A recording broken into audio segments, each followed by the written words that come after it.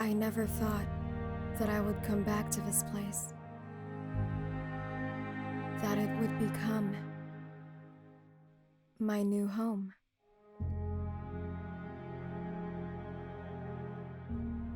You showed me how to make things with my own hands, insisted that it was important somehow, in case I ended up alone. I guess you were right. But I haven't found myself alone.